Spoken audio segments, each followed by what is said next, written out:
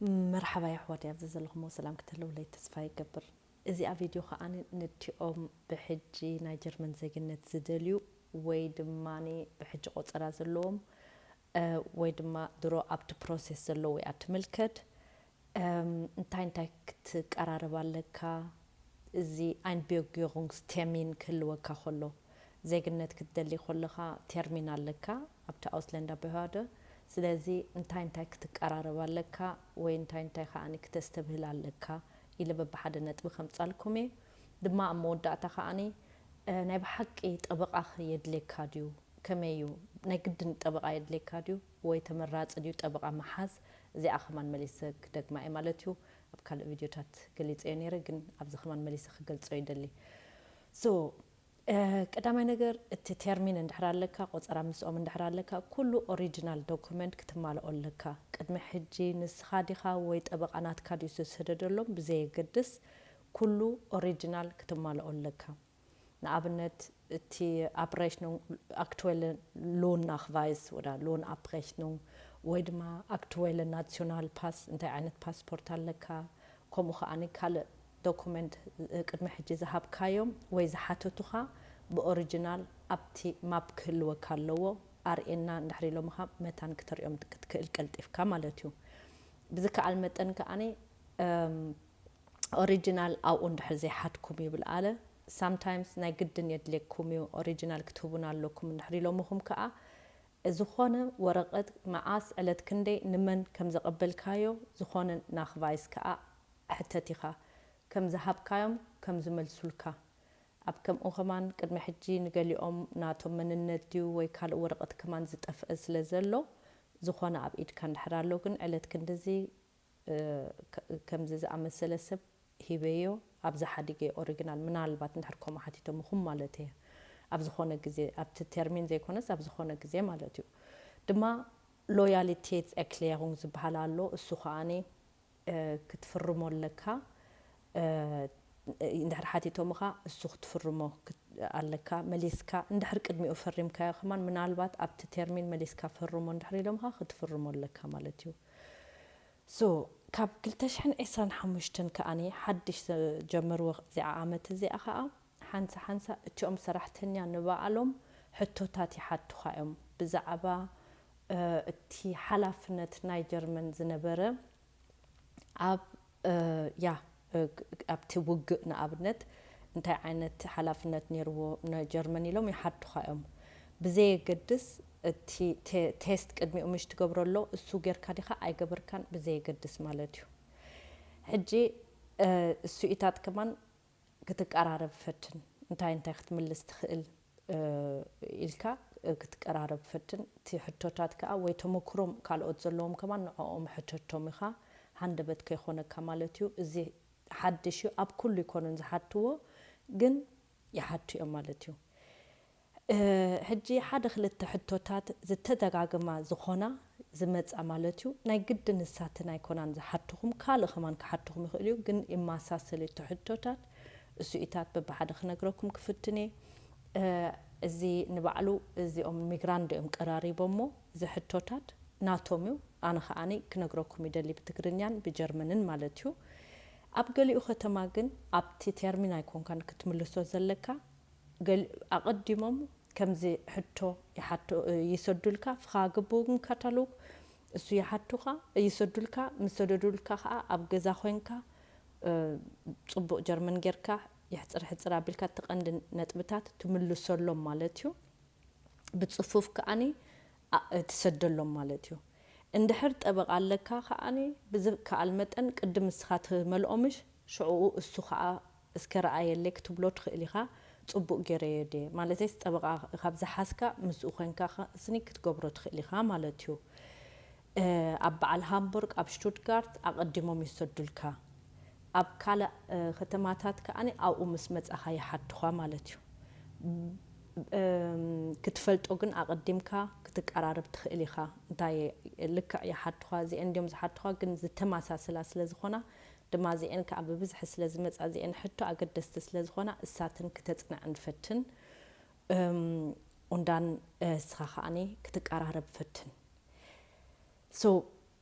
ሕጂ ኸኣነ ናይ ጠበቓ ቅድም ክገልፀልኩም እየ ናይ ብሓቂ ጠበቓ የድልየካ ዲኹ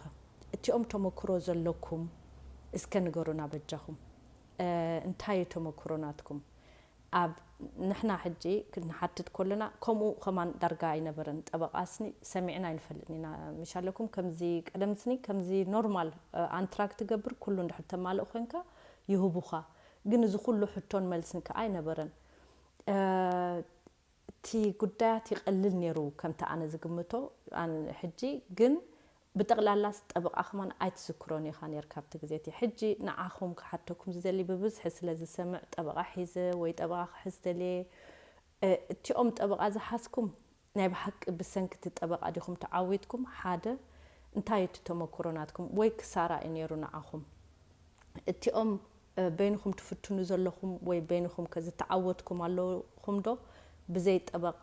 ናይ ዜግነት ጀርመን ዝረኸብኩም ደሎ እዚ ኸማን እንተ ትምልሱልና ጽቡቕ ነይሩ ናትኩም ሓሳብ ከንቲኦም ክሳብ ሕጂ ዘይገበርኩም ግን ከምኡ ትሓስቡ ኸ እንታይ ትሓስቡ ጠበቓ ናይ ብሓቂ የድልየካ ድዩ ናተይ ኣተሓሳስባ ጠበቓ ናይ ግድና የድልየካን እዩ ካብ ምንታይ ተበጊሰ እየ ከምኡ ዝብል ዘለኹ ኸኒ ስቑኢለ ይኮንኩን ጠበቓ የድልየኩም እየ ዝብል ዘለኹ ኣነ ንባዕለይ ቅድሚ ምስቲ ሓንቲ ጠበቓ እንድያ ብዝያዳ ኣረዲኣትኒ ቅድሚ ንዓኣ መሕታተይ ኸማን ግን ከምኡ ግምት ነይርኒ ክትብል ትኽእል ኢኻ ብርካ ኣብ ብዙሓት ርእየ እቲ ጉዳያት ስኒ ኣይቅልጥፍን እዩ ከም ሰቦም እዮም ዝቕበሉ ከም ሰቦም እዮም ናይ ሰበይቶም ከምፁ ድዩ ወይ ናይ ዜግነት ድዩ ኣብ ናይ ፋሚሊ ጥርናፈ ኸማን ብዙሕ ፍልልይ ኣይረኣኹን ማለት እዩ ኣነ ካብ ብዙሕ ኬስስ ማለት እዩ ብኸምኡ ኸኣስኒ ከምዚ ክሳራ ኮይኑ ተሰሚዕኒ ኦኬ ብኣጋጣሚ ግን ቅድሚ ሕጂ ንሓንቲ ጠበቓ ኮሚታት ብዙሕ ዝሓተትክዋ ኣብ ካልእ ቪድዮታት ከማን ገሊፀ ኣለኹ ንዓኣ ዝሓተትክዋ ናታ ካብ ኣስኒ ብዙሕ ኣፍልጦ ዝረኸብኩ ማለት እዩ ሕቶታት ስለ ዝሓተትክዋን ኣብ ብብዝሒ ስለ ካብ ሕዋትና ዝመፃኒ ዝነበረ እሳ እንታይ ላትኒ ቅድሚ ሕጂ ማለት እዩ ብርክቲኣ ማለት ንገንዘብ ኢላ ኣይኮነትን ትሰርሕ ናይ ብሓቂ ከምዚ ካብ ብልባይኣ ክትሕግዘካ ትደሊ ኦፍ ኮርስ ከዓ እንድሕር ተጠቒምካሉ እቲ ግዜኣ ክትከፍላ ኣለካ ግን ብሓፂሩስኒ ከምዚ ንጥቕማ ኢላ ጥራይ ኣይኮነትን ተማኽረካ ማለት እየ ሕጂ እንታይ ላትኒ ኣብቲ ግዜቲ ኣብ ናይ ጥርናፈ ስድራ ቤት ድዩ ወይ ኣብ ናይ ናሽናሊቲ ድዩ ብዝከኣል መጠን ኖርማል እቲ አንትራክ እቲ ዝግባኣካ ኩሉ ክተምፃሎም ትፍትን ወንዳን ምስ ኣምፃኻሎም ከዓ እንድሕር ሪጀክት ኢሎምኻ ወይ ያ ኖኖ እንድሕር ኢሎምኻ ብዘይ ምኽንያት ወይ እቲ ምኽንያት ብቑዕ እንድሕር ዘይመሰለካ ኣብ ከምኡ ኢኻ ንጠበቓ ትሓትት እምበር ብዘይ ጠበቓ እንተጀሚርካዮ ኸማን ተመራፂ እዩ ካብ መጀመርያ ጠበቓ ሒዝካ እንድሕር ጀሚርካዮ እቲ ጉዳይ ግን ከማን እቲ ጉዳይ ከናውሖ ይኽእል እዩ ብሰንኪ ጠበቓ ምህላውካስ ፖዚቲቭ ኣይኮነን ኢላትኒ መሊሶም ስኒ እቲ ጉዳይ የናውሕዎ እዮም እዚ ዘረዳእትና እዩ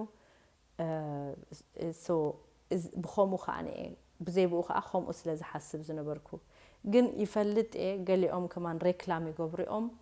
ያ ምሳና እንድሕር ጀሚርካዮ እቲ ጉዳይ ኣብ ውሽጢ 6 ወርሒ ናትካ ፓስፖርት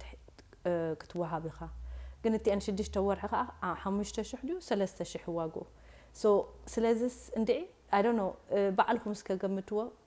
5,000 3,000 ክተዋህልል ከማንስኒ ክንደይ ሰዓታት ትሰርሓሉ ኣለኻ is it worth it ማለትስኒ does it pay off ሎንድ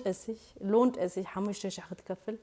ወይ 3,000 እስከ ንገሩና ክንደይ ከፊልኩም ከዓ ገምጋም ኣነስ ለምንታይ እዚኢታት ዝሓተኩም ዘለኹ ቅድሚ ሕጂ ኣብ ካልእ ቪድዮታት ከምኡ ክብል ከለኹ ዘይከውን ኮመንት ክላ እዚ ሓሶት እዩ ጌጋ እዩ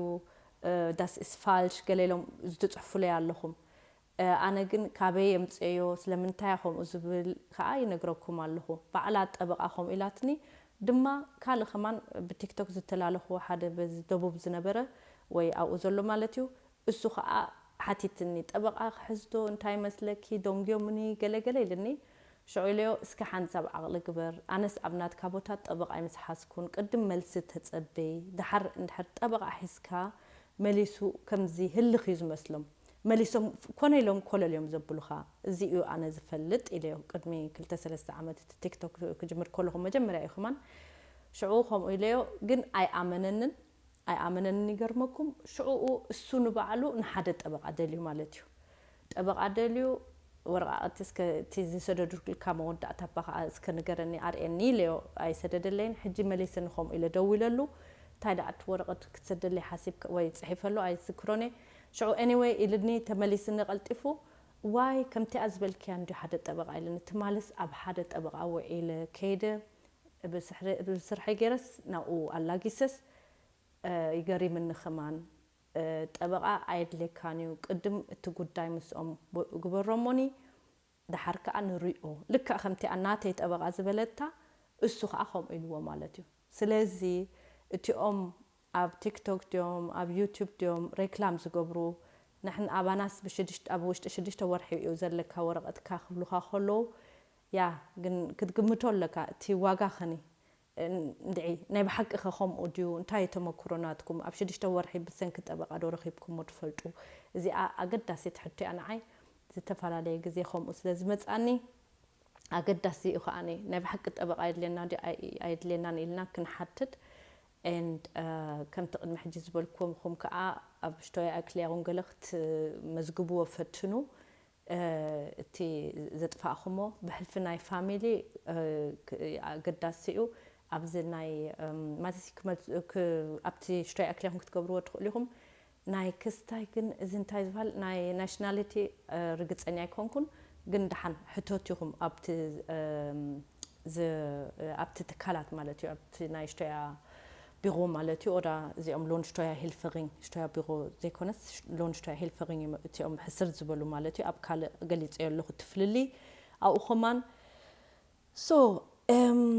حجي تي أن حتوتات ببحد خنقرأكمي شو من تحتوتاتين أنا نبى عليك بميجراندو إز بتقدرني خنقرأكم زدلي نختفل تراي كابي يزرخ وزلخ تي إنفورميشن كمان أقد داسس لزخونة قدامي تحتو قدم بجرمن كم ببقى ده حرب بتقدرني was verstehen Sie unter Demokratie انتاي يردأك ديمقراطي ختبل كل خان انتاي مالتي ديمقراطي مالتي تأحتو حجة بجرمن ملسخ نقرأكمي نحد لكم تطوابلكم بعلكم اسكملس وقدم ورقة رصاص نحسكم بيرون نحسكم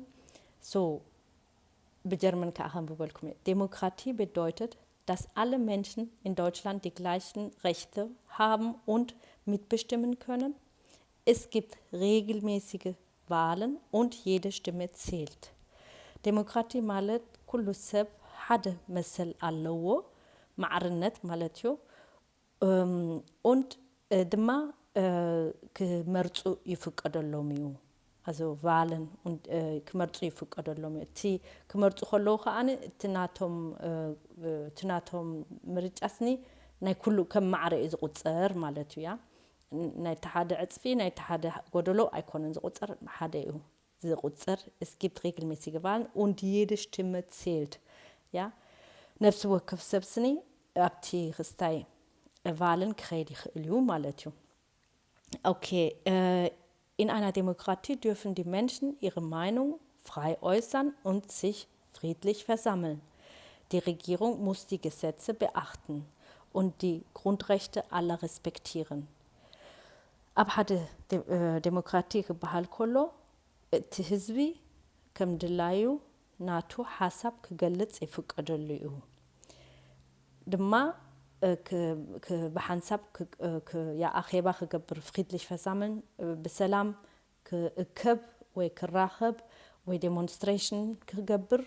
يفقدلو of course هبكم مخامات regulation አለው ከተመዝግቦልካ ገለ ግን ይፈቀደልካዩ በሰላም እንድሕርኮኑ ባእስ እንድሕር ዘየለም ማለት ኩሉ ጊዜ እትም ዘረባ ከማን ኮምኡ ማይኑ ፍራይ ኦይሳን ክበሃል ኮሎ ኣብካል ገሊጽ የለኹ እንታይ ዘይፍቀድ እንታይ ከዓ ዝፍቀድ ማይኑንግስ ፍራይሃይት ኣሎ ግን እቲ ማይኑንግስ ፍራይሃይት ከኣኒ ዶብ ኣለዎ ግን ንበይኑ ካልማዓት ምናልባት ከምጽኡ ግን ኣብ ገሊኡ ቪድዮታት ከማን ገሊጽ የለኹ So, die Regierung muss die Gesetze beachten und die Grundrechte aller respektieren. እቲ መንግስቲ ከዓኒ እቲ ሕጊ ዘሎ ክጥንቀቐሉ ኣለዎ ድማ እቲ መሰረታዊ ሕጊ ከዓ ናይ ኩሉ ሰብ ከኽብሮ ኣለዎ ማለት እዩ እዚኣ ቀዳመይቲ ሕቶ እያ ሶ ካልአይቲ ከዓ was ist Menschenwürde እዚኣ ከዓ እንታይ ማለት እዩ ክብሪ ናይ ሰብ Melsi Menschenwürde bedeutet, dass jeder Mensch wertvoll ist und mit Respekt behandelt werden muss. Sie darf von niemandem verletzt werden. Kibri ናይ ሰብ ኩሉ ሰብ ክብሪ ከም ዘለዎን ሬስፔክት ከዓነ ከም ዝግብኦ ማንም ሰብ ከዓ ክትንክፎ ከም ዘይብሉ ማለት እዩ Alle anderen Grundrechte wie Meinungsfreiheit, Versammlungsfreiheit, Eigentumsfreiheit leiten sich aus dem Menschenrecht ab. Kullu ሕግታት ከም እቲ መሰረታዊ ሕጊ ከም ናትካ ሓሳብ ክትገልጽ Meinungsfreiheit, Versammlungsfreiheit ክትእከብ ወይ demonstration ክትገብር ወይ Eigentumsfreiheit ናትካ ንብረት ክህልወካ ቀንዲ መሰረት ስኒ Menschenrechte እዩ ማለት ነው ቀዳምነት እቲ Menschenrechte እዩ እቲ እንታይ ዝበሃል leiten sich aus den Menschenrechten ab እቲ መሰል ናይ ሰብ እዩ ቀዳምነት ዘለዎ ድሕሪ መሰል ናይ ወዲ ሰብ ከዓ ኩሉ ተኻልእ ሕግታት ይመጽእ ከም ናጽነት ክትዛረብ ናጽነት ክትራኸብ ናጽነት ናትካ ንብረት ክህልወካ እዚታት ድሕሪኡ ዝመጽእ Die Menschenwürde ist in Artikel 1 des Grundgesetzes garantiert. እቲ ክብሪ ናይ ሰብ ከዓ ኣብ ቀዳማይ አርቲክል ኣብቲ Grundgesetz also መሰረታዊ ሕጊ ኣብኡ ተጻሒፉ ዘሎ ኣብኡ ጋራንቲ ኣብኡ ዘሎ ማለት እዩ ቶም ጀርመን ዝርዳእኩም ኩሉ ብዘይ ምትርጓም ይርዳእኩም ዝበለጸ እንድሕር ዝኾነ ጌጋ ኣተርጊመ ብዚ ከዓ ኣብቲ ኮመንት ሕደጉለ ኢኹም ኣነ ብዓቕመ ይፍትኖ ኣለኹ ማለት እዩ Was ist Gewaltenteilung? እንታይ እቲ ምፍልላይ ዝተፈላለየ ሓይሊ ኣብ ሓደ ሕብረተሰብ ዘሎ ወይ ኣብ ሓደ መንግስቲ ማለት እዩ Gewaltenteilung Melzi, Gewaltenteilung heißt, dass die Macht des Staates auf 3 unterschiedliche Bereiche aufgeteilt wird. ምፍልላይ ሓይሊ ማለት ኣብ ሰለስተ ዝተፈላለየ ደረጃ ከም ዝፈላለይ እዩ ኣብ ሓደ መንግስቲ ስኒ ዝተፈላለየ ሓይሊ እዩ ዘለዎ ድማ እዚ ከዓኒ Bereiche aufgeteilt wird, auf die exekutive Behörden, auf die legislative Gesetzgeber und die judikative Gerichte. እዚ ከዓ ብላቲን እዩ መብዛሕትኡ ግዜ ከምዚ ቃላት ብከምኡ ብክልተ ቃላት ይነግረኩም ኣለኹ ኤክሴኩቲቭ ማለት ብህርደን እዮም እቲ ቤት ጽሕፈት እቲኦም ቤት መንግስቲ እሱ ማለት ብህርደን ዝኾነ ብህርደ ከምዚ Ausländerbehörde እዚ ጆብ ሴንተር እንዳ ፖሊስ ኩሉ እዚ ብህርደን ይበሃል ኤክሴኩቲቭ እሳቶም ከዓ ካብ ምንታይ ተበጊሶም እዮም ንዓኻ ዝኾነ ዝጽሕፉልካ ካብ ሌጊስላቲቭ ተበጊሶም እዮም ሌጊስላቲቭ ማለት ከዓ Gesetzesgeber እቲ ሕጊ ንባዕሉ ማለት እዩ እቲ ሕጊ ሌጊስላቲቭ ሕጊ ዝጽሕፍ Gesetzesgeber und die judikative ከዓኒ እቲ ቤት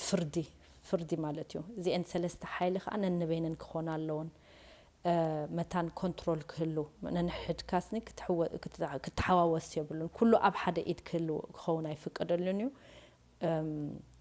ኣብ ዴሞክራሲ ማለት እዩ Es kann niemand zu viel Macht an sich reißen und die Rechte der Bürger bleiben besser geschützt. ማንም እንድሕር ከምኡ ኮይኑ ኣብ ሰለስተ እንድሕር መቒልካዮ ሓደ ኣካል ጥራይ እቲ ሓይሊ ናብ ክሕዞ ኣይክእልን እዩ ሽዑ እቲ ወዲ ሰብ ከዓ ዝያዳ ክስታይ ኣለዎ ፕሮቴክሽን ኣለዎ ዝያዳ እንታይ ዝበሃል ውሕስና ኣለዎ ማለት እዩ ያ am wichtigsten ist, dass die drei Gewichte sich gegenseitig kontrollieren. ተኣገዳሲ ኣብዚ ጉዳይ ከዓኒ እዚአን ሰለስተ ዝንብልናየን ነንሕደንስኒ ኮንትሮል ክገብራ ክከታተላ ja እቲ ሓደ ነቲ ሓደ ይከታተሉ ማለት እዩ und sich nicht in die Aufgaben des jeweils anderen einmischen dürfen ድማ ኣብ ነናቶም ሓይሊ ጥራይ ክተርፉ ተረዲእኹምኒ so ሕጂ ንኣብነት መንግስቲ እቲ ሌጊስላቲቭ እቲ ሕጊ ማለት እዩ ምሽዶ ሽዑ እቲኦም ኣምት እቲኦም ብሕዋደ ንኣብነት ኣውስለንዳ ብሕዋደ ዝኾነ ይፅሕፉልካ ምስ ፀሓፉልካ ከዓ እግባይ ክትብል ትኽእል ኢኻ ድሕሪኡ ኸማን እሳቶም ካብቲ ሕጊ እዮም ተበጊሶም ሕጂ ንዓኻ ዝፀሓፉልካ ከዓ ካብቲ ሕጊኡ ግን ልክዕ ድዩ እስኻ ከዓ ዝኾነ ምኽንያት እንድሕር ረኺብካሉ ክትከሶም ትኽእል ኢኻ ስለዚ ጁዲካቲቭ ማለት እዩ ናብ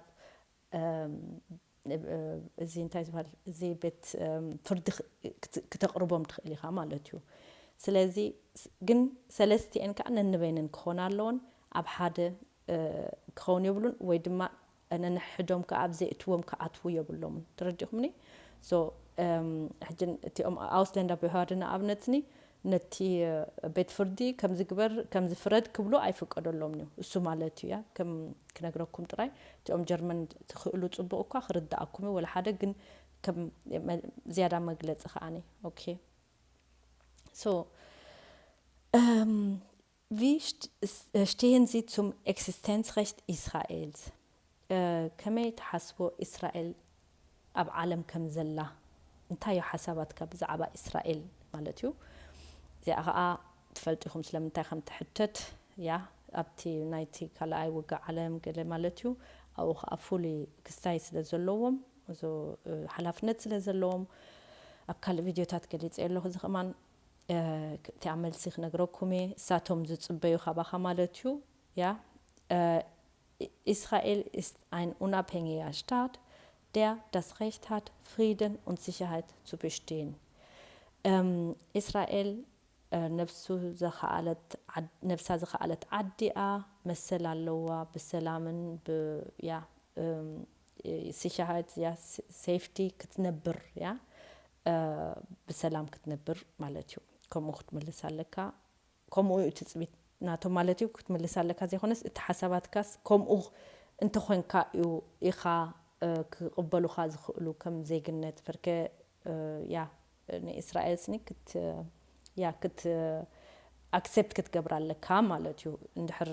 ብርከሳቶም እንታዮም ዘይደልዩ ኣንጻር እስራኤል እንድሕር ኮንካ ከም ኣብ ካልእ ቪድዮ ገሊፀ ኣለኹ እሱ ንባዕሉ ገበን እዩ ኣብዚ ዓዲ እያ so auch Israel darf nicht bedroht oder zerstört werden genauso wie alle anderen Staaten das gleiche Recht haben Israel ከማንስኒ ካልኦት ከፈራርሕዋ ወይ ክጎድእዋ ኣይፍቀደሎምን እዩ ልክዕ ከም ካልኦት ሃገራት ማለት እዩ እቲኣ መልሲ ማለት እዩ so ሕቶ ሓዳሽ ከዓኒ was verstehen Sie unter nationalsozialistischer Unrechtsherrschaft እንታይ ማለት እዩ እንታይ ይርዳእካ እንታይ ርድኢት ኣለካ ብዛዕባ ናሽናል ሶሲያሊስቲሽ ሲስተም ክትብሎ ትኽእል ኢኻ ወይ ፀቕጢ unrechtsherrschaft ማለት ስኒ ፀቕጢ እንድሕር ኣብ ውሕዳት ሰብ ንብዙሓት ሰብ እንድሕር ፀቕጢ ይገብሩሎም ኮይኖም ማለት እዩ unrechtsherrschaft herrschaft ማለት እቲኦም ሓለፍቲ ወይ እቲኦም ኣብ ስልጣን ዘለዉ ማለት እዩ unrechtsherrschaft ማለት ከዓኒ ፀቕጢ እንድሕር ይገብሩልካ ኣለዉ እንተትኽኩም ወይ ብግዴታ ዝኾነ ነው so ሕጂ እንታይ ማለት እዩ ናሽናል ሶሲያሊስቲስche Unrechtsherrschaft እዩ ዝሓተካ ዘሎ Das war die Diktatur unter Adolf Hitler in Deutschland. Dort wurden Menschen wegen ihrer Herkunft oder Meinung verfolgt und viele schreckliche Verbrechen begangen. እንታይ ክትምልስ ኣለካ nationalsozialistischer Unrechtsherrschaft ማለት ዲክታቱዋ እዩ ትሕቲ ኣዶልፍ ሂትለር ዝነበረ ኣብ ጀርመን ኣብቲ ግዜ እቲ ከዓ ብዙሕ ሰባት ተሳቂዮም ብሰንኪ ናቶም ምስሊ ወይ ካበይ ከም ዝመፁ ከም በዓል ይሁድ ወይ ድማኒ ናቶም ሓሳብ ካልእ እንድሕር ኮይኑ ሂትለር እንድሕር ዘይደገፎ ማለት እዩ ማይኑ ኦዳ ማይኑ ብሰንኪ ከምኡታት ፀቕጢ ብዙሕ ኣብ ገሊኡ ሰባት ተፈጢሩ ድማ ብዙሕ ክፉእ ነገር ከዓኒ ተፈጢሩ ኣብ ሰባት ማለት እዩ ጉድኣት ኣብ ሰባት ብዙሕ ተፈጢሩ viele schreckliche Verbrechen wurden begangen ማለት እዩ die meisten Verbrechen werden gegen Juden begangen እቲ መብዛሕትኡ ፀቕጢ ወይ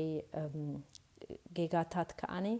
ወይ ክሳብ ምቕታል ከዓኒ ኣንጻር ይሁዲ ነይሩ እቲ ዝበዝሐ ትሕቲ ኣዶልፍ ሂትለር ከምቲ ንስኻትኩም ትፈልጥዎ ብዙሕ ፊልም ኣሎ ቀጻሊ ኣብ ቴሌቪዥን ዝመጽእ መመሊሶም ከዓይ ደግሞ መታን ከይድግም ከምኡ ማለት እዩ ኦኬ wie stehen Sie zu den in Deutschland und in anderen Staaten stattgefundenen antisemitischen und israelfeindlichen Kundgebungen und Ausschreitungen. እንታይ ሓሳብ ኣለካ እቲ ኣብ ጀርመን ኣብዚ ቀረባ ግዜ ብዙሓት ኣንጻር እስራኤል ተላዒሎም እንዲኦም ወይ አንቲሴሚቲዝሙስ ወይ ድማ ኣንቲ እስራኤል ንእስራኤል ዘይደልይዋ ወይ ድማ ኣንጻር እስራኤል ዝኾነ በቲ ሳ ትገብሮ ዘላ እዩ ሓቂ ሓይሽ ግን እሱኢታት ብዙሕ ተፈፂሙ ነይሩ ማለት እዩ በቲ ኩነታት ዘሎ ኣብቲ ጋዛ ሽትራይፍ እዩ እቲ ቀንዲ መሰረቱ ስቑኢሉ ይኮነን እቲ ሰብ ከምኡ ገይሩ ግን ኣንጻር እስራኤል ነይሩ ብሓፂሩ እቲ ኩንድጌቡንግን እቲ ዴሞንስትሬሽን ኣብኡ ከዓ ብዙሕ ፖሊስ ዮም ገለ ተሃሪሞም ተኸታቲልኩሞ ኣብ ዝቐረባ ዓመታት ማለት እዩ እዚ ከዓ ከመይ እንታይ ሓሳብ ኣለካ ከምዚ ይሓትኻ እሳቶም ዝፅበይዎ መልሲ ከዓ Kundgebungen und Demonstrationen sind erlaubt. በሓንሳብ ምርኻብ Kundgebung ወይ Demonstrationen ይፍቀደልካ እዩ wenn nicht gegen Rechte anderer verstoßen wird እንድሕር እቲ ሕጊ መሰል ናይ ካልእ ሰብ ብእግርኻ ዘይረገፅካዮ ወይ ኣንጻሩ እንድሕር ዘይኮንካ እዚ ከዓ እቲ መልሲ ክትህቦ ትኽእል ማለት እዩ So, wenn die Kundgebung zum Gegenstand hat, dass das jüdische Leben nicht akzeptiert wird, sind diese Kundgebungen nicht zulässig. እንድሕር እቲ ሰብ ዝራኸበሉ ኩንድጌቡንግን ብሓንሳብ ብብዝሒ ዝራኸበሉ ሰብ ኣንጻር ይሁድ ኮይኑ ወይ ድማ ኣንጻር ሂወት ናይ ይሁድ እንድሕር ኮይኑ ዳን ሽዑኡ ክትቅበሎ ኣይትኽእልኒ ኢኻ ስለዚ ኣይፍቀድኒ ከምኡ ዓይነት ምርኻብ ኩንድጌቡንግን ኣንጻር ይሁድ እንተኮይኑ ስኒ ኣይፍቀድኒ እዩ ዝብል ዘሎ ማለት እዩ so ቀሪብናይና so ካልአይቲ ሕቶ ከዓ erklären Sie in Ihren eigenen Worten warum die Gleichberechtigung von Frau und Mann notwendig ist ንገረና ስለምንታይ እዩ መሰል ናይ ሰበይትን ናይ ሰብኣይን ማዕርነት ኣገዳሲ ዝኾነ ብናትካ ቃል ንገረና ስራ ክትመልስ ትኽእል ከዓ Frauen und Männer sollen gleichen Chancen und Rechte haben. Das ist gerecht und gut für die ganze Gesellschaft. Anesten sobuten hade mesel ክህልዎም መሰልን ዕድልን ክህልዎም ኣገዳሲ እዩ እሱ ከዓ እዩ ፅቡቕ ነቲ ሕብረተሰብ ውፅኢቱ ስኒ ከምኡ እንድሕር ኮይኑ እዩ ፅቡቕ ነቲ ሕብረተሰብ Gleichberechtigung von Mann und Frau ist zudem im Grundgesetz in Artikel 3 garantiert. Die Ma'arnet am Mongo Sebetin Sebain Zoloha abti Kandi Meseretaw Hegi Allo Grundgesetz Meseretaw Hegi Malatu ኣብ ኣርቲክል 3 ከዓ ያ ናቱ ውሕስና ኣሎ ማለት እዩ ስለዚ ንሰበይቲ ሰበይትን ሰብኣይን ማዕርነት ኣለዎም ክህልዎም ኣለዎም ማለት እዩ በቲ ሕጊ ከማን እቲ ሕጊ ንባዕሉ ከምኡ እዩ ዝብል ያ ሶ መወዳእታ ሕቶ wie bewerten Sie den Angriffskrieg wie zum Beispiel Russland gegen die Ukraine كمي انتايو حسابناتك أبزينا روسلاندن أوكراينن روسلاندن أوكراينن متنكافة وي مدبدابة يا angreifen gerade ja إزبل زلو زي مالتيو Angriffskriege sind generell abzulehnen. Krieg ist niemals eine gute Lösung. Hatte Angriffskriege malet هذا عدن هذا عدن دبدبوا ويكدبدبوا عند حجميرو ويوقع عند حجميرو مالتي سوء جميرو Angriffskriege ስለዚህ ዝኾነ عدن خال عد خلخفو خلصني بمسرتاوسني قبول يكونن Krieg ist niemals eine gute Lösung وقع خاني كل جزء مفتح يكونن da in jedem Fall viele Menschen sterben werden. Es la abskhone wugsni ksara yibzh mates bebzh ሰባት ስለ አኡ ጉዱኡ ስለ ዝኽእሉ ውግእስኒ ተመራፂ ይኮነን ኢልካ ካብዚ ክትምልስ ትኽእል ማለት እዩ እዚ ከም ሓሳብ እምበር ናይ ግድን ከም ዝመልስ ኣይኮነን ግን ከምዚ ዓይነት መልሲኦም እሳቶም ካባኻ ዝፅበዩ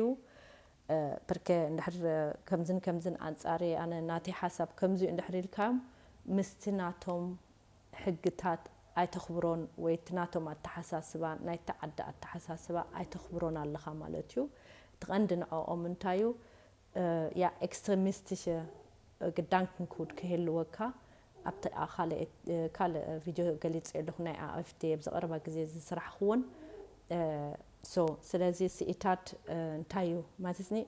እንድሕር ፅቡቅ ጌርኩም ኣስተብሂልኩም ናበይ ወገን እዩ ዝኸይድ ዘሎ ተረዲኹምኒ እቲ ሕቶታት እንታዮም ዝፅበዩስኒ ከምዚ ቁሩብ ዝያዳ ኣፍልጦ ከጥርየልኩም ይኽእሉ ልክዕ ከምዚ ዝበልክዎ ኣይኮንኩም ክትመልሱ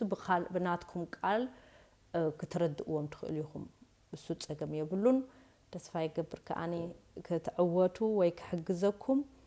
እስኻትኩም ካልኦት ከዓ ተመክሮ ዘለኩም ወይ ድሮ ዝስራሕኹሞ ወይ ዝድሕሪ እዚኣ ቪድዮ እንድሕር ቆፀር ኣለኩም ተመሊስኩም ኣብ ወይናይ ከተማ ከም ዘለኹም ከመይ ከም ዝነበረ ኢልኩም እንተትነግሩና ብጣዕሚ ፅቡቅ ምስ ነበረ ፍርኪ ከምዚ ጌርና ከዓ ነንሕድኩም ክትተሓጋገዙ ትኽእሉ ማለትስ ከምዚ ነይሩ ከምዚ ተመክሮ ገይረ ከምዚ ፀገም ኣጋጢምኒ ከምዚ ተዓዊተ እንታይ ይዕዊትካ ጠበቓት ጥራይ ድዩ ይዕዊትካ ኩሉ እቲ ናትኩም ተመክሮ ኣብዚ እንተተሓድጎ ደስ ምስ በለኒ ፍርኪ እቲ ካልእ ሰብ ከማን ትምህርቲ ክኾኖ ይኽእሉ እቲ ኮመንት ንባዕሉ يغني لي سسنا يتمنيلكم باي